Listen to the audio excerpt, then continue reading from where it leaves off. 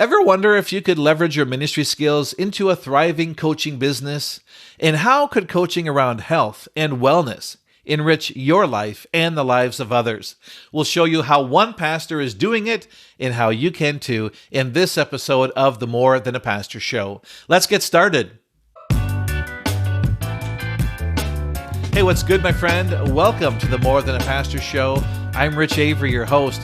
This is a show where we help pastors, missionaries, and other ministry leaders to discover how you can grow your income and build financial security. We'll help you take your skills, experience, and ministry know-how and leverage them into sustainable income outside the church through a business or a side hustle that's right for you so you can serve God and provide for your family no matter what. Thanks so much for joining me today. If you're new to the show, you can learn more about me, get the show notes for today's episode, and download some free resources to help you grow your income and build financial security. You'll find it all at my website at morethanapastor.com/54 for episode 54. Hey, do you enjoy catching up with an old friend and getting a cup of coffee or a spot of tea or maybe some other refreshing adult beverage from time to time? Well, I do enjoy those frozen coffee drinks a lot, especially like a caramel macchiato, that kind of a thing. But usually my go-to beverage is a Coke or a sweet tea. Well, I've discovered an interesting way that you could support the More Than a Pastor Show and buy me a coffee. Yeah, there's a website I found. It's really a crowdfunding site. It's called buymeacoffee.com. And on that site, a lot of podcasters, YouTubers, or other content creators have created their own support page. And people that are regular listeners to their show can go to that page and they can decide to buy them a coffee. And they've set it up pretty easy in like $5 increments. So if you want to buy someone a coffee, you give $5. If you want to buy 2 coffees, you give $10 or whatever it is that you want to give. And it's a really cool way that podcasters, YouTubers, and other content creators can get funding from their support base, from those who love the show, who listen all the time, and who find value in what they are creating and producing and putting out there to help others. So if you believe in what I'm doing here at More Than a Pastor to help pastors, missionaries, and other ministry leaders grow their income and build financial security, if you want to join in my mission to do that and to help other pastors in this way, then I invite you to buy me a coffee. And again, you can do that at buymeacoffee.com/Rich Avery, and I'll put the links for that in the show notes. Hey, thanks so much. Thanks for being a part of the show, and thanks for considering this unique way that you could be a part of supporting the show as well. Well, I'm so glad to have Milan Bittenbender on the show with me today. I've known Milan a little bit over the years as we've both served as pastors in West Michigan for the Wesleyan Church denomination. And about 9 years ago, Milan was called by God to launch a church in South Haven, Michigan, on the beautiful shores of Lake Michigan. And I've always been a little jealous, in the name of Jesus, that God called him to do that and not me. But anyway, I'm just kidding. But I really am blessed because South Haven is about 15 minutes from my hometown. And so I always thought it was very cool that Milan was able to launch a Wesleyan church there close to the town where I lived, where there weren't really any Wesleyan churches. I did not grow up in the Wesleyan church. So anyway, in 2022, Milan transitioned from vocational pastoral ministry. And during a 3-month sabbatical, he decided to focus on his physical health and well-being. And God did something amazing in his life during that time. And Milan lost 35 pounds in 67 days. And through that experience, the Lord had given Milan a renewed sense of calling and a passion to help other people, to lead others toward health and wellness, body, soul, and spirit. And that's exactly what Milan does today through his business called True Wellth Coaching. And Wellth is spelled Wellth. I'm so excited to have Milan on the show today to share his experience of how he's been able to create true wealth for himself and for the clients that he serves. So let's dive into our conversation with Milan Bittenbender. Hey, Milan, welcome to the More Than a Pastor show. Well, thank you. Thank you so much for reaching out and inviting me to be a part of your show. Oh, Yeah. my privilege. Thank you. Well, I have known you a little bit off and on for the last few years since we've served in the same denomination and in the same district. And I heard in the last year or so that you have transitioned from pastoral ministry into some other aspect of ministry. And so that even includes having your own business. And so I'd love to know what you're doing now. And then how did you make that transition? Yeah. Well, when you have a big career change, a lot of times you look and you think, okay, I've got time, I've got space. My calendar is pretty free at this point. So you start to look at your life and think, what are some areas that I'd like to address right now? I've got an opportunity for change. And obviously the career income side of it was part of it I had to be, really praying about and seeking God about. But also wanted to make some other, changes and adjustments in my life. And one of those was my health. Um, I had gained several pounds, as we do. When I was in college, and high school and college, I was very athletic, very into nutrition and fitness, and was always really proud of that. Not in an arrogant sense, but I mean, I really, the way that I took care of my body, I felt was pretty important. But family and career and all of those things come along, and then age. Obviously, our bodies change, and if we don't keep up with that, it gets away from us. And so that had pretty much happened with me. I was 52 years old, and was looking at where things were at, and was like, I want to make some changes. So I started out by getting into the gym. I went back to what I did when I was in my 20s and 30s, and used to be, if I just thought about working out, I could lose some weight. And You're one of those and people. yeah. Well, didn't work so well. I spent about 5 months working out, watching what I ate, really making some fairly significant Hmm. changes. And yet nothing happened in my weight. I Wow. did get a little bit more fit, and felt a little bit better about that. But actually, a couple of things that I noticed is, number one, the more that I worked out, the more tired I got. Now, math tells us that that's the way it should be, but at the same time, I was not feeling better. I was Hmm. actually just like, oh my gosh, this is rough. And my sister and her husband, they've been doing this health coaching program for several years, 8 years, and they were both in full-time ministry. And so I reached out to them. I said, all right, I need to know what you guys are doing, and I need to take a shot at it. So Hmm. in July, I did that. And in 67 days, I lost 35 pounds. And it was very, Wow. very it was a very efficient process. And it was wonderful to lose that weight. That's kind of Hmm. the sexy hook of this whole thing. That's the part that lights everybody's eyes. But what really made the difference, and what I began to realize after a few weeks, is my energy level actually went up as I was Hmm. losing weight. And then over the course of the rest of that time, I just, man, I had so much energy, and I felt so much better. I got back into the gym. I was in the gym before, but now I'm like at a different level, Hmm. taking bike rides, doing all that kind of stuff. And it was like it began to, my health began to snowball the other direction. And by the end of it, I literally was back to a place, even with where I was when I was in my late 20s, which was Hmm. shocking. I didn't even think that was possible. At 52, I'd kind of given up on a lot of stuff. But here, it began to show up again, and I was super excited about that. And I was just like, I have to share this with others. And Hmm. so that's what I'm doing. I'm health coaching, and I love it. Wow. I'm having a blast. Oh, that's great. And remind me, how many years were you involved in pastoral ministry, like in a Mhm. church context? Yeah, pretty much ministry to youth in either parachurch or church situations for about 20 years, and Okay. then 9.5 years as a lead pastor. Okay. Yeah, And now you've launched into a coaching business, helping people to improve their health. yeah. Do you have people that say, Pastor Milan, why, you've left the ministry, or when are you going to get back into the ministry? What do you say when people say that to you, or how does that feel to you?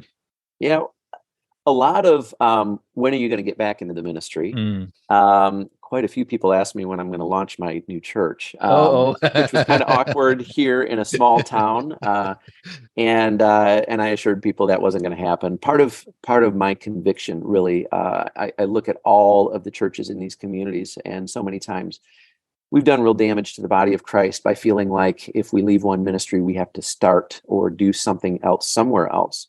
Mm. And really, I think we fractured the body of Christ in some very, very unhealthy ways. And I was like, not going to do that. My wife and I did feel like God had called us to this community. We did not Mm. feel released from this community. So then I'm like, okay, then what does that look like? It doesn't Mm. leave a lot of options. What I've learned over the last year is it does leave a lot of options. We do not have to be uh, in that role. I think, a lot of times we put man-made stamps on certain roles and we say Sure. this is legitimate and this is less legitimate and that's not Mm. legitimate at all. And so I've made it very clear that I don't intend to start a new church here. And we are still in the ministry. Mm. I'm loving and serving people. I'm sharing my faith. I'm praying with clients. As a matter of fact, there's some kind of neat opportunities that have risen. I don't know if I should go into that Go here right at this ahead. moment, Sure. but As much as you like to share. yeah. So we do a thing called Health and Hope, and it's kind of a support group for people that are on this health journey. You don't necessarily have to be a part of my program using my product, Mm. but for people that are just wanting to take back their health and find a support group for that, we offer that.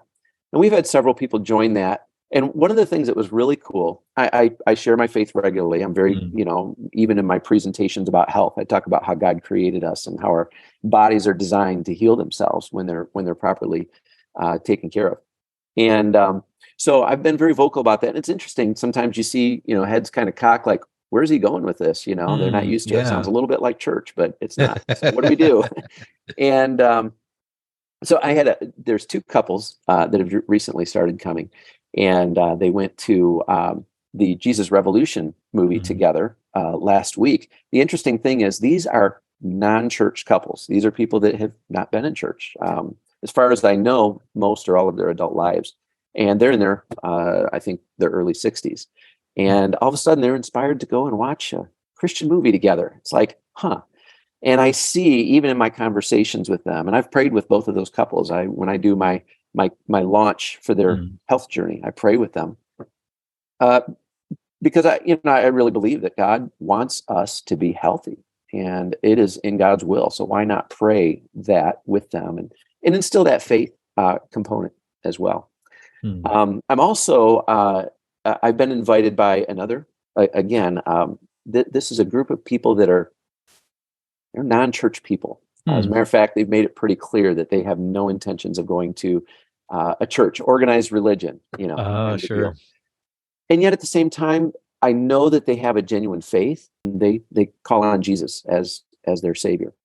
And I've been invited to what they call Cowboy Church. It's a gathering of people that meet on Sunday mornings, and it's kind of interesting. When I got there, there was a lot of just talking about stuff and plenty of profanity woven Mm. in, all of that. But they would always end it with a prayer, and that was kind of what made it Cowboy Church. And I was like, you know what? I feel like I'm supposed to be here, and they've Mm. invited me, and they've asked me to be a part of this thing. And so I just attended for several weeks. And a few weeks ago, there was a family that had mentioned that they were going to show up, and they had recently lost a loved one. And so the leader, the guy who hosts it, said, "Hey, I'd like you to maybe just bring a few words this week, if you could do that." To make a long story short, the last few weeks, I've been bringing a few words. Haven't been any kind of no prepared sermon, which is beautiful. Mm. It's Yeah. just a passage of scripture and then a conversation about it. Mm. And one of the really, really cool things, Rich, that I've has been very refreshing for me is that these people are hungry. When Mm. I share the word, they're leaning in. They want to know what the word says about Jesus, and that's been pretty exciting for me. So I think I'm still a pastor. Oh, that's fantastic. It's great to hear. And I really, I love that you've landed in a good spot after your Yeah. pastoral transition, that God has given you a new vision for what this season of life is going to be, and that you still see yourself as being a pastor in the way you're serving. And yet you are also more than a pastor in terms of the other Yeah. ways that you're producing income outside of a traditional ministry context as we have envisioned it over the past. Yeah. And I really feel like the kind of church you're a part of now, we're going to be seeing more and more of those, Yes. Yeah. whether it's a church, whether we call it a church or whether it's a gathering of, I mean, the church is a gathering of people, obviously, but I feel like churches are going to be more non-traditional as we've envisioned them in the last 100 years. It's going to be churches that don't look like churches, led by pastors that aren't what people envision as a traditional type of pastor, to reach people that are broken or hurt or for whatever reason have been disaffected by the traditional or institutional type of church. And Yeah. it seems like that's your experience right there in your community. So that's really Yeah, beautiful. absolutely. And I've also come to really have a deeper understanding of the fact that the role of pastor is a calling. It's Hmm. not a position. Hmm. Yes, I think that it's important to have organization. I think ordination, things like that are very important. I think we've got to make sure that people are have somewhat gone through the rigors of testing to be qualified or ordained or whatever. But at the same time, to me, it's much more just about the calling that God has put on your heart. Hmm. And I have a responsibility to fulfill that calling. And that's a lot of what I'm trying to figure out now. How do I do that in a much less traditional sense? Wow. Thank you so much for sharing that. Well, you've obviously been using some of your clear, like shepherding gifts in your new business right now. Are there other skills you've developed or used in pastoral ministry that you're also able to leverage into your business? Tell us about that. Yeah, pastoral ministry is anything that you're going to do working with people. I mean, that's just tremendous experience. If you're going to work with people, you got to have compassion. Mm-hmm. You've got to be able to sit and listen to people and hear their story. As I'm coaching people, if I don't know their story, if I don't understand who I'm coaching, I'm not going to be a very good coach. I've got to have that compassion. Um, the servant's heart, I have a Zig Ziglar quote here and I wanted to get it right. If you help enough other people get what they want, you will get what you want. Mm-hmm. And basically, this idea of coaching or serving or doing whatever comes down to if you want to be good at anything, working with people, you've got to be a servant. And Jesus said that if you want to be a leader, you've got to be a servant. And there's something really powerful about being able to put my own needs and desires aside and simply be able to serve people. So working in the church definitely taught me that. Of course, there's the people skills that come along with being able to communicate, being able to connect with people, and really being able to understand people's problems and help them to work through that. And so I had a couple other things I wrote down here. Sorry, I hope it's not hard to edit this. Um, No problem. Yeah, even listening, just the ability to listen. I think I've even been able to use the skill of visioning, being able to help people to envision a new future and cast that vision in a way that's compelling and helpful for people. And then, of course, being life-giving.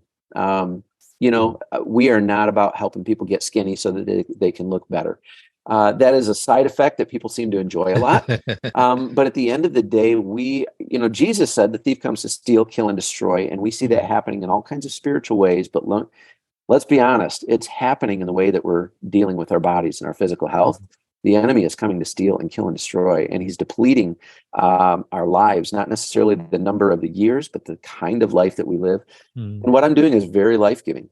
People are experiencing vitality and this refreshing new energy and all of that. And so just this vision for being life-giving. Jesus said, I have come that they may have life, abundant life. And I don't believe that stops when you walk out the church door Yeah. or in your prayer closet. I think it's something that is a part of every moment of our living and being in the world that God has placed us in. Yeah. That's a powerful word. Appreciate you sharing that. I have sometimes wondered about a lot of times pastors get stuck in a poverty mindset or they have like self-limiting beliefs in terms of like Jesus calls us to that abundant life. And I think sometimes maybe we feel like that's for other people, but maybe that's not for us Yeah. because we're called to be poor, to pour ourselves out to serve other people and, be humble and all this stuff. And I don't know, is there something you might want to say in regards to that? Yeah, no, I appreciate you bringing that up because you're absolutely right. Let me talk about stewardship for a minute because that's the other thing that I think Okay. I think in the church we've limited it so much. Maybe we're So heavenly minded, we're no earthly good sometimes. Yeah. A lot of times stewardship is all about money. I believe so. I'm gonna paint kind of two ends of this here. One of the things that I've really learned, and my understanding of stewardship has really helped to flesh out, is the fact that our bodies is probably our body and our family and our finances are the three things, and our gifts and abilities, four things that I think are the most important things for us to steward. Mhm. This body is an amazing piece of machinery. I mean, when you really get down to it, what God has blessed us with in a physical body is unbelievable. The fact that millions of scientists and doctors, given millions and millions of man hours, still haven't got this thing figured out tells me Mhm. it's a pretty incredible gift that we have an opportunity to steward. But what do we do with that body? What do we do with the time and earning an income for our family and taking care of our family and living well? I think is something that God desires for us. Mhm. Stewarding our resources is not just about giving to the church or to charities or to people in need, but it's about earning a good living and then looking at what we have in our hands and saying, "How does God want me to use this?" Mhm. I do believe that we are responsible for our families. I I would love to make a, a lot of money, Mhm. and it's not because I want to have fancy things. I believe the children of God should live in a way that shows the world that we're blessed. I think a poverty mindset does not do us well. Now, I have to balance that against the fact that all of the apostles laid down their lives and died poor. Paul probably didn't have a lot that he moved around with him when he went and planted churches. This is not about accumulating wealth, Mhm. but it is about living in such a way that people can see that there is blessing on our Mhm. lives. And so it's a delicate balance, but I think it's very, very important for us to be good stewards. I want to be generous. I want to be able to give. I want to be able to help people out, and I can't do that if I don't have the resources to do that. First for my family, and then for Mhm. those that God has placed in my sphere of influence. Well, that's great. I think you've talked about a number of different blessings you've received through this transition. Like you talked about your physical health and vitality and the ability to launch this business and the financial blessing that is. Are there other blessings or maybe surprises you didn't realize, but once you've gotten into this new health coaching business, you realize, wow, this is just an amazing blessing from God. I wouldn't have experienced this, I don't think, in any other way. Yeah. Uh, Watching other people get healthy. Mm. I've got a few clients. I've got one man in particular, particularly close friend of mine. I love him to death. I think he just turned 70 this year. And he came to me about 3 days after a doctor's appointment where the doctor had told him, okay, your diabetes medication is no longer as effective as it needs to be. The Mm. next step is insulin, and so we're going to have to do that. We're going to work that out at your next visit, and it's going to cost you this much financially, but then it's going to look like this physically. And he left there, and the doctor didn't really give him any other choices. Doctor said, this is what we're going to do. Wow. Well, he came to me and he said, "Okay, Milan, I know you're doing this new thing." He was actually one of my very first clients. I think I might have had one other client before him, and he came to me and he said, "This is what the doctor's telling me. What do you think?" I said, "Well, so let's give it a shot. I think that this can help you." And I said, "I can't make any promises. This isn't a medical thing. We're not. This isn't a cure. But man, getting healthy is the first step. So let's give it a shot." Well, since then, he's lost 60 pounds. His sugar went from regularly in the 230s down to below 100 every day, Mm. Wow. regularly in the upper 80s and lower 90s. His A1C went down like 3.5 points or something like that. And the next time he saw his doctor was shocked. And his doctor wasn't ready to call him cured yet. He Mm. said, but we're going to watch this trend and we're going to see what happens. And my friend he's excited about his next doctor visit because he really kind of wants to put it in the doctor's face and say, "Why didn't you tell me I could get healthy? That was an option." And so, Wow. I mean, and again, he's feeling. He owns a car dealership. He says, Huh. I'm out in the shop fixing cars again. He says, "I'm not in the office because I've got Mm. energy and I feel good." And of course, it's easier to move a body around when it's got 60 less pounds, and his blood pressure is down, and all of these things are happening. So that just, I mean, that brings a tremendous amount of joy Mhm. to me, That's to be able awesome. to see that. I've got over 40 clients, and the vast majority of them are experiencing a lot of the same kinds of things. Yeah, the weight's going down, but they talk about their energy level, and they just talk about feeling better. They talk about, Mm. different diagnoses, and medication, being taken off medications and things like that. So that's exciting. That's a lot of fun for me. And Awesome. again, it's a form of discipleship. I still get to do life with these people, and I speak into their physical condition. Hmm. But I definitely, I mean, our conversation regularly goes to other things. And as I'm coaching them, I had one client a few weeks ago said, Mylan, today's not a good day to talk about my health Hmm. stuff. I said, well, tell me what's going on then. And she shared with me some different things that were going on. And so we spent the whole rest of the conversation talking about that and praying. Hmm. And so I get to still, be life-giving, and see people getting along in their health as their spirit is Hmm. growing. That's awesome. It seems like such a unique opportunity for you, and it seems to fit you so well with your personality and your gifts and talents. And really Yeah.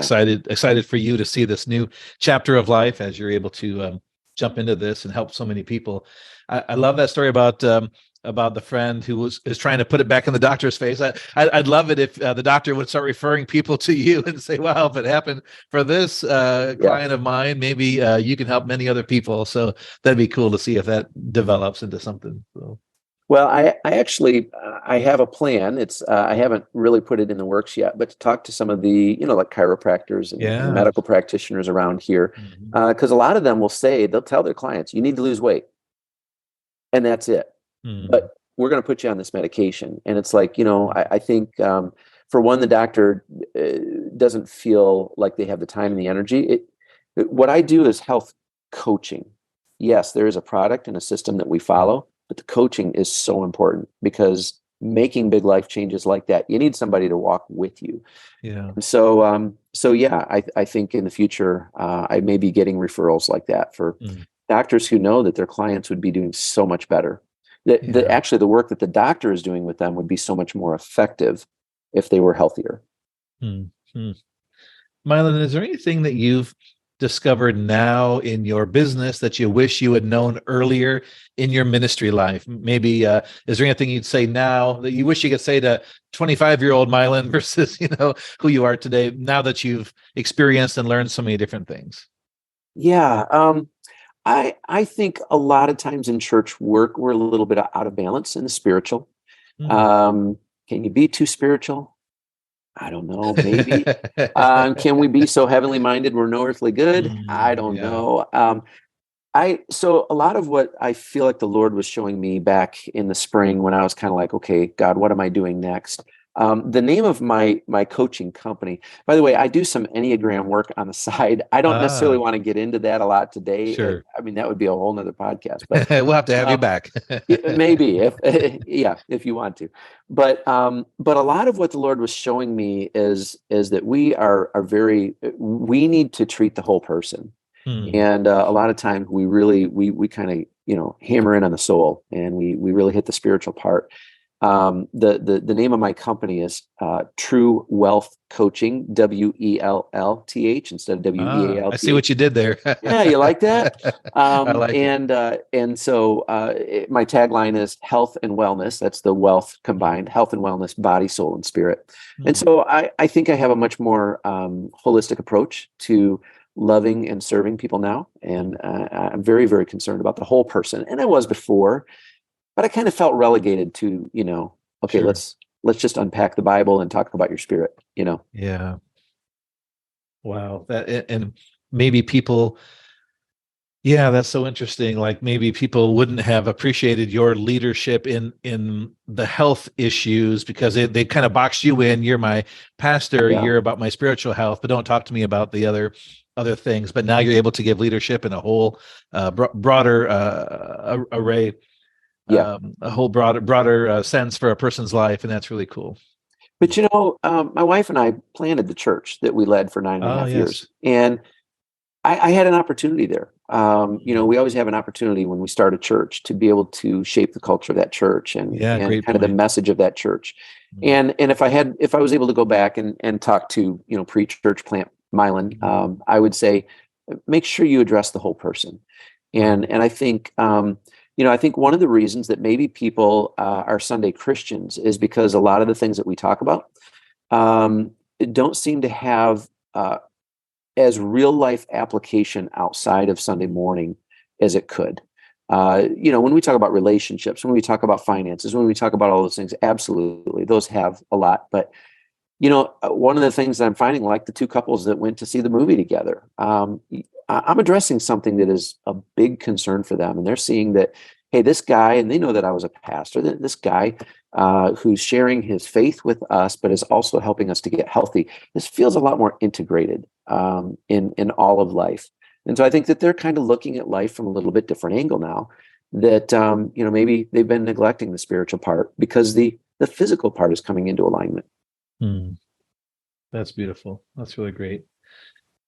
Well, what would you say to other pastors, maybe who are where you were a year ago, maybe who are thinking, okay, I've got to figure out some ways to earn maybe extra money Mhm. in addition to my ministry, or I need to find a whole new source of income because I'm in a season of transition. What would you say to them now that you are on this journey for the last year, in terms of um, the best ways to earn extra income or to kind of leverage your ministry skills? What guidance could you give? Yeah. I think I'd go back to that Zig Ziglar quote. Mm. If we are helping other people, not just filling a role, but helping other people in very practical ways. And I think each of us, I believe in God's gifting. I believe in the scriptures and the fact that we are created in God's image. We are given certain things to be able to add to people's lives. And obviously, the spiritual is of key importance. I would never ever downplay that. But what are the things that we're overlooking? For me, it was my passion for fitness and nutrition when I was in college that I put in a closet for all of those years. I could have been doing much more with that. Each person has their own gifting in their own areas. I mean, I would say, talk to me. I'd love to hook you up with an opportunity like this. You can easily make some significant side income that could help you out, but you do have to that you feel like, wow, I would love to learn more about that and be able to share that with other people. Obviously, the gifts that we have as pastors to be able to communicate with people, to love people, to have compassion on them. And again, that's more than a gift. I think that's just the presence of the Holy Spirit, the fruit of the Holy Spirit: love, joy, peace, patience, kind, all of those kinds of things really serve people well. And I think maybe there's a tremendous amount of untapped potential just because we've kind of put ourselves in a church box. The church can be a box that Mhm. we need to break out of as the church, the people of God, but Yeah. also as leaders in the church. Mm. So I would say, think outside the box of different ways that you can use what you've been given and what is of interest to you to serve other people. And any way you can serve other people, there's probably a way to monetize that, to Okay, good earn point. extra income for your family, and to be able to shore up whatever might be lacking in your church work Yeah, financially. that's a good word. Yeah, I've over the years, 20 years of pastoral ministry, I was always looking for ways to earn extra money.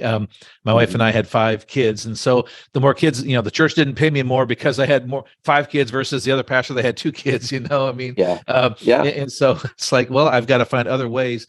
And sometimes I was doing things that were totally outside of my character. Like I launched a kettle corn business, selling kettle corn at festivals and events and stuff, and that was great. That's a great business for somebody. But after a while, I realized, okay, this isn't really using my gifts and talents and Mm. skills that I already have.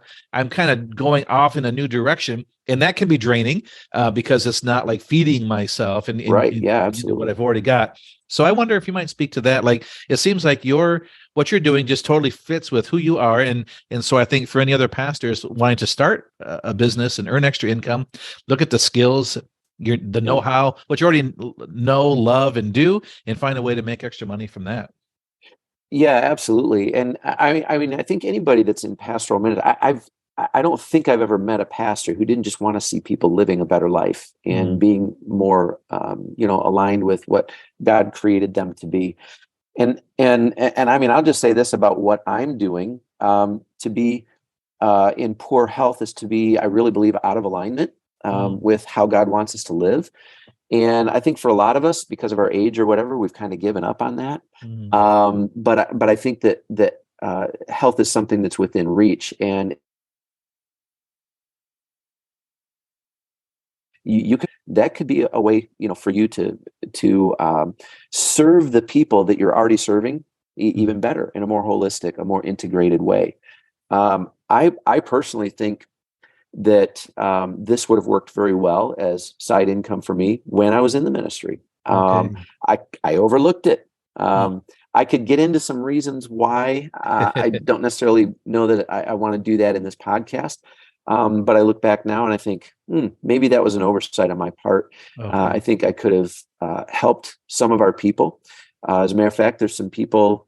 I've stayed in close contact with lots and lots of people from the church. Mm. And there's a few of them that are in dire physical straits that I think maybe as a pastor, I was so focused on one area of ministry Mm. that I missed an opportunity to help that person in a way that right now is critical for them. Yeah. And I'm still trying to help them. Um, Okay. it's different though. The dynamics are different. And maybe I could have had more of an opportunity to help them at that point. I'm not sure if that answered your question. Sure. Yeah, I think that's great. I guess that speaks to the fact that for many churches, like you talked about, we often put pastors in boxes, like this is the pastor's role, and maybe churches need to rethink um, opening up the pastor to be able to do more outside the church, that in a way that can provide a financial blessing for the pastor, but also allow them to use their skills and talents in other ways outside the church. And when we do that, we're connecting with people we wouldn't normally connect with in many instances. And it gets us, we take our pastor hat off and we put our health coach hat on, and that makes us more approachable to certain people that are allergic to church or to pastors these days, or Yeah. institutional religion. And but I kind of feel like churches have to change some things, because like I was a Mhm. pastor in a large church, and you had to get, if you wanted to do any kind of outside income, you had to get permission, from the executive pastor or whatever. Yeah. And there could be a rigmarole there. And so I think churches maybe have to rethink some structures, and how they employ their pastors, and give them some freedom and opportunities to try these things that can be life-giving for them and be a financial blessing for them as well. I think it's important. If a pastor is moving into a new church, to investigate some of those mindsets. Mm, Um, one of the things that I will say about the my pastoral leadership that was becoming increasingly frustrating to mm, me. I think the expectations for me to be a CEO um, were mounting. mm, I think the first few years I was able to be much more of a shepherd, a pastor. One of the things that concerns me, I might even get myself in a little bit of trouble here. I'm going to be real careful, but what concerns me about what we call organized religion or churches is the corporate mindset that mm. says, no, you are here to do this job, and ultimately that job as shepherd, it's hard to shepherd hundreds. Mm, I'm not sure, somebody may prove me wrong. I'm not sure that it's really possible. And mm. so what happened to me is I found myself, instead of shepherding, I found myself CEOing, because the Oh, expectation was so strong toward better organization and better corporate structuring of the church. wow. And that CEOing really was burning me out. Mm, It's not my heart. That wasn't my yeah. calling. Now, I bear some responsibility. I'm not going to say somebody else did that to me. A lot of it was just the hopes and dreams and expectations that I had for influence in our community. And so it just kind of evolved that direction. So I'm not going to put blame on anybody, but I will say this: I'll give a strict warning, just from one pastor's heart to anybody else who's Mhm, watching. Be careful of that. mm, I think in a lot of ways that's destroying the work of God. And where that ties into what you just asked about is I think, we don't allow things to be very organic at all. And if a pastor has calling above and beyond, or outside of that particular role, there's a certain limiting factor. And like I said, I wonder if there's maybe some things in my personal ministry that got missed because I had to fit into that box. Mm. So, I think that there's a lot of work that we need to do there, and I think we need to get our head out of some different paradigms, and think. And like you said early on, I think the church is trending. The Mm-hmm. ecclesia, the gathering of believers, is trending in a different direction. I Mm-hmm. really think the corporate church better be thinking seriously about that and ready for that, because traditionally the church has gotten stuck in certain ruts and paradigms Yeah. that have kept the church from being able to make the curve with the rest of culture. So we find ourselves always trying to turn this ship that's too big. Culture took a sharp left, and we're just kind of trying to make this turn, and we have a tendency to be behind. And what happens is we lose, influence in our community, but we also hurt people, Right. and I'm afraid that that's happening more than it needs to. I'm not an expert, so I'll stop talking, but those are just some observations and things that are bouncing around in my head. Well, I appreciate you speaking to that. I have felt for some time that if there are often pastors who are feeling burnt out in ministry, and because there are certain things that aren't life-giving that they have to give time and energy to, and if those things could be taken off their plate, maybe those were the corporate things that the meetings and those sorts of things.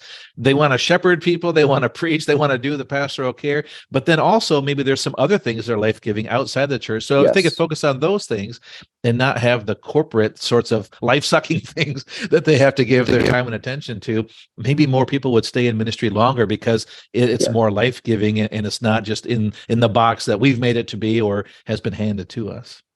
Yeah, and that responsibility goes both directions. There's Yeah. definitely some areas where I lacked the self-awareness to have the conversations that I needed to have with my Yeah. team. And so, yeah, lessons learned, right? Mm. Well, I appreciate you speaking to that and sharing your experience and your insights from being a Mhm. pastor for so many years, and what you're seeing now as you've transitioned into the business world, still serving people, helping people, pastoring people, but in a different way, and even being engaged in church in a different way. So it's very exciting to me, and I appreciate you Yeah. being willing to share today. Is there anything else that is on your heart that you want to share before we go? No, I think that about covers all the things that I would have liked to share. I do think it's important you know, um, for a pastor to be able to get to a place where he really feels aligned with his life calling. And sometimes that just requires, looking outside that box and being willing to think outside that box and maybe have difficult conversations with his leadership team and those Mm. kinds of things. Sure. I will say this, and this has been a little bit of a surprise to me as I've gotten more involved in my health coaching. I'm part of a company, and we have gatherings, we have conferences and things like that. And it has been shocking to me how many pastors, current pastors and previous pastors I've met who are doing what I'm doing. It Okay. seems to be this particular thing seems to be something that aligns really, really well with people who have a pastoral calling on their lives. I know one coach in particular who has like 15 or 20 pastors on his team, and Wow. um, and several of them are still in full-time ministry. And so it's integrating well with what they're doing in the church, Mm. and it is definitely helping them to supplement their income. A lot of these pastors are part-time; they're dual income, Mhm. and rather than having to have set hours at at Menards, or something like that, they're able to have a business that ebbs and Yeah. flows and works with their ministry schedule. So that seems to be a really, really helpful element Mm. for people who are, in pastoral roles. That's great. Well, what if someone listening today is feeling like, A, I need to improve my health, and maybe Milan can help me. It sounds like he's got something I need. Or B, I've been looking at ways to earn extra income, and this maybe aligns with who I am, and I want to learn more about what Milan is doing. So, how would people get in touch with you and learn more about what you're doing and the different resources you have that can help? Yeah, I'd love to share this gift. If you're someone that is feeling kind of what I felt last year, like, Mm. hey, my health is not where I want it to be, and I need to lose some weight, and I would like to get in shape, and I would like to take better care of my health, I would love for you to reach out to me. But if you're looking for a business opportunity, I would love to share this gift with anybody else. And Mm. so please reach out. You can find me on Facebook, Milan Bittenbender, and that's Milan, last name Bittenbender, just like it sounds, Bittenbender. My website is truewealthcoaching.com, and that's Wellth. Those are probably the best two places to reach me.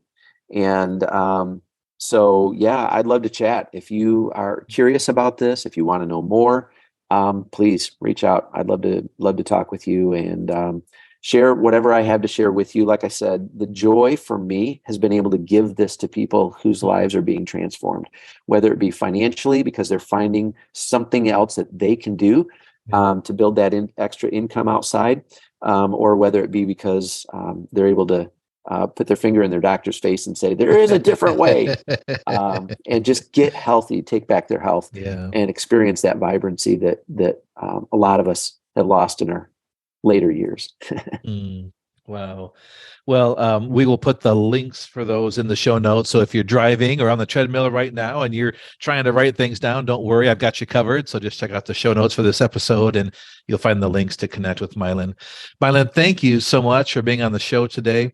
Really appreciate what you've shared. I'm excited for this new season the Lord has you in, for the people you're able to impact through your coaching and serving, but also for other pastors or other people that maybe want to get involved in a business like this. And this could be a really great opportunity that could, like you said, align with their passions and interests and really be a blessing for more people. So really appreciate you being on the show today and being willing to share from your personal experience and your business today. So thanks so much. Well, thanks, Rich.